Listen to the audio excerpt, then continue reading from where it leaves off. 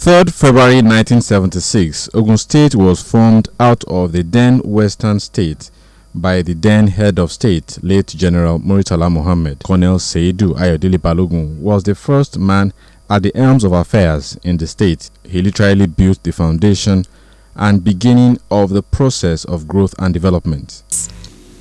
Office-wise, not much. We hired houses for offices. And for the governor's office, we had to move out the housing corporation staff. Western Nigerian Housing Corporation had an office in Abeokuta. So all we did was to move them out. And that became the office of the military governor throughout my stay.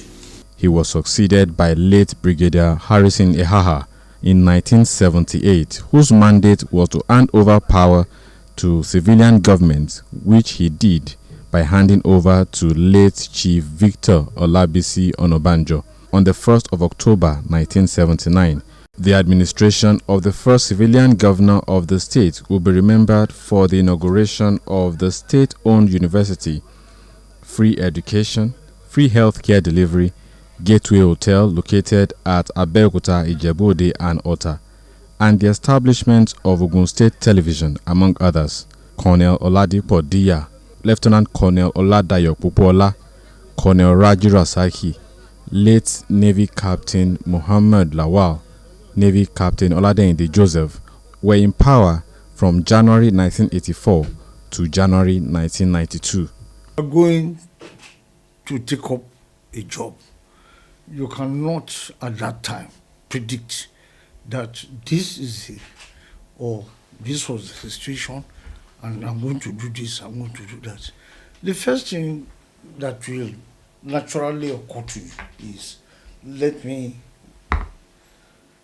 get there, assess whatever problem was on the ground, and then see whatever you can do to address these problems. Whose mind at rest I invented or started these village square meetings then, that we were traveling to nooks and corners of the state, and people were seeing that the military too could bring the government nearer to them. And there was strict instructions then that your capital budget should be 40%, your recurrent budget should be 60%.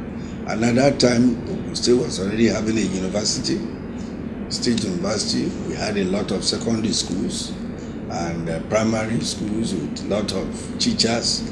So by the time you take money for teachers and money for civil service out of the federation account that is allocated to us, you have virtually nothing to use to do any other thing. You see, when I came in, I believe in continuity. So I decided to retain some of the commissioners. Like your radio station and the television, we have the radio itself anyway. They were all staying an uncompleted building. So we were able to finish that.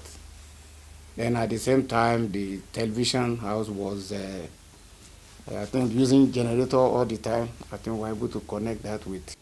Coincidentally, was at Ake, the St. Peter's Ake, and Bishop Akintayo,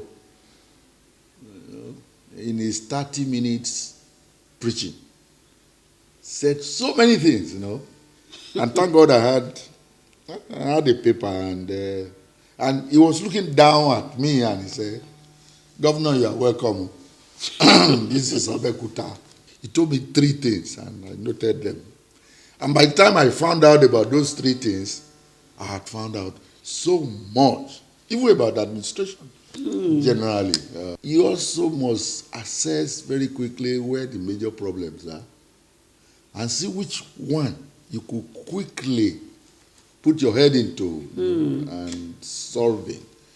And the first thing I did was I set up what I call a Finance and General Purpose Committee. During the administration, June 12 Cultural Center, MKO Stadium, Abeokuta, Ogun State Property and Investment Corporation, OPIC, establishment of mechanic villages, construction of IBB Boulevard were just few of the numerous projects and policies. January 1992 was the first coming of Chief Olusegun Oshoba and focused on rural electrification, road construction, and agricultural development. As a result of my going around the state campaigning, I had the opportunity of seeing the whole state in its true color. Therefore, I had made up my mind on what to do before I was sworn in on the 2nd January 1992.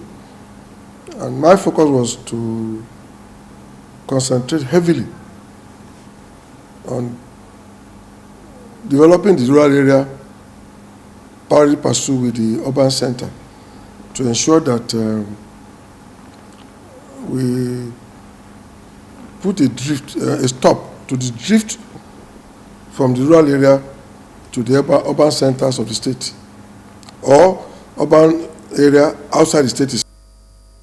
He commissioned the June 12 Cultural Center and brought about the movement of the governor's office to the current building.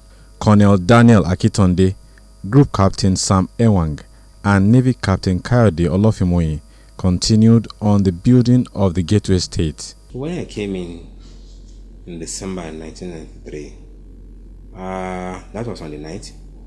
By January, I went on tour of Ogun State, and I was able to touch most places in Ogun State. Sometimes 9, 10 in the night, we were still on the road, listening to the people, and we had people who were recording all they were saying, my answers to them. So by the time I came back, the report was ready, and that sort of served as a guide, a Bible, a Quran, to be able to know what exactly the people wanted. The stadium had been started. I decided I was going to complete the stadium within the first 6 months. I couldn't do that, but I completed my estate. And one thing about that estate, which I keep saying,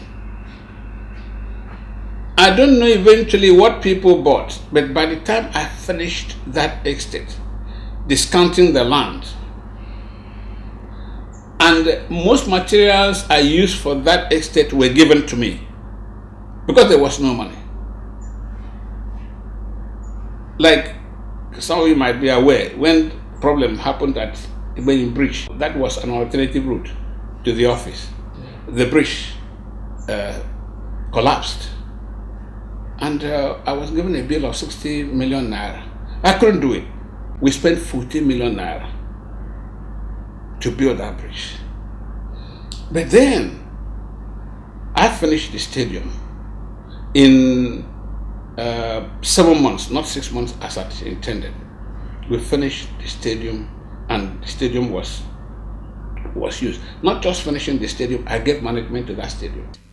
During my Know the People tour, one specific question that I always put pointedly to them, that look, my dear people, whether in the Jabu or Igbaland, I'm here for only 9 months. I'm not going to start any grandiose because it's going to be impossible to, before you even plan, before you take off. Just advise me, what do you think I can do in this area for a period of 9 months that I will achieve? And like I said, our people are always forthright, they are very honest. They will tell you exactly, what's in their mind. May 29, 1999 saw the second coming of Chief Olusegun Oshoba, who continued with rural electrification and rural development, notable of which was the purchase of transmitter for Ogun State Television. Decided when I first came in was to ensure that no abandoned project was left to rot. An example was the Opic Plaza in Ikeja. When I came in 1992, it had been concessioned out, and I didn't like the sharing formula, so we agreed to disengage, and we started the construction of the Opic Plaza. To my shock, when I left in 1993, I came back in 1999 to find that Dupi Plaza was still the same thing. To me, it was, I didn't want to think of it as having been started by the military, but something that I think would be of benefit to the Ogun State government. So it was the first project I faced and completed. The bridge between Abadaoko and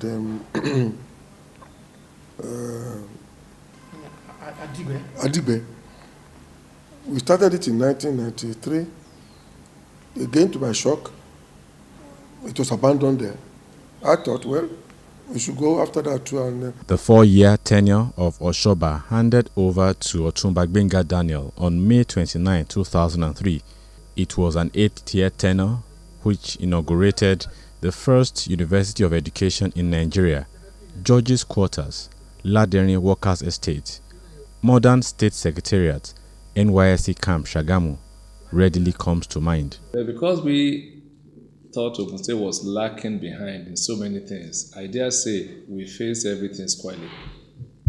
So whether you look at sports, roads, infrastructure, tourism, education, healthcare, you named it, we squarely faced each and every of these areas, and that is what I can say. May 29, 2011, Senator Ibikunle Amosun was sworn in with a 5 cardinal agenda, with education as the first. So for me, education is key. Indeed, it's the most important of all that we are doing. But as you are pursuing that education, you must begin to say that, oh, education is more of a social service, really.